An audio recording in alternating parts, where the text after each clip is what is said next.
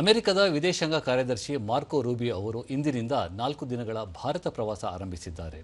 ಇಂದು ಬೆಳಗ್ಗೆ ಕೋಲ್ಕತ್ತಾಗೆ ಆಗಮಿಸಿದ ಅವರನ್ನು ಭಾರತದಲ್ಲಿ ಅಮೆರಿಕ ರಾಯಭಾರಿ ಸರ್ಗಿಯೋ ಗೋರ್ ಸ್ವಾಗತಿಸಿದರು.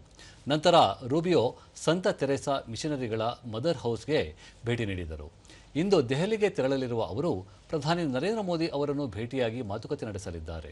ರಕ್ಷಣಾ ಪಾಲುದಾರಿಕೆ, ಆಧುನಿಕ ತಂತ್ರಜ್ಞಾನಗಳು, ವಾಣಿಜ್ಯ ಒಪ್ಪಂದಗಳು, ಕ್ವಾಡ್ ಒಪ್ಪಂದಗಳ ವ್ಯಾಪ್ತಿಯಲ್ಲಿನ ಕ್ಷೇತ್ರಗಳ ಸಹಭಾಗಿತ್ವ ಸೇರಿದಂತೆ ಉಭಯ ದೇಶಗಳ ನಡುವಿನ ಸಹಕಾರವನ್ನು ಇನ್ನಷ್ಟು ಬಲಪಡಿಸುವ ಬಗ್ಗೆ ರೂಬಿಯೋ ಭಾರತದೊಂದಿಗೆ ಮಾತುಕತೆ ನಡೆಸಲಿದ್ದಾರೆ.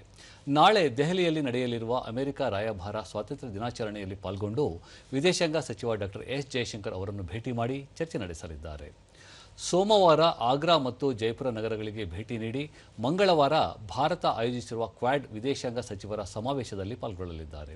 ವಿದೇಶಾಂಗ ಸಚಿವ ಡಾಕ್ಟರ್ ಎಸ್ ಜಯಶಂಕರ್ ನೇತೃತ್ವದಲ್ಲಿ ನಡೆಯಲಿರುವ ಸಭೆಯಲ್ಲಿ ಆಸ್ಟ್ರೇಲಿಯಾ ವಿದೇಶಾಂಗ ಸಚಿವ ಪೆನ್ನಿ ವಾಂಗ್ ಮತ್ತು ಜಪಾನ್ ವಿದೇಶಾಂಗ ಸಚಿವ ತೋಶಿ ಮಿಟ್ಟು ಮೊಟೆಗಿ ಅವರು ಪಾಲ್ಗೊಳ್ಳಲಿದ್ದಾರೆ.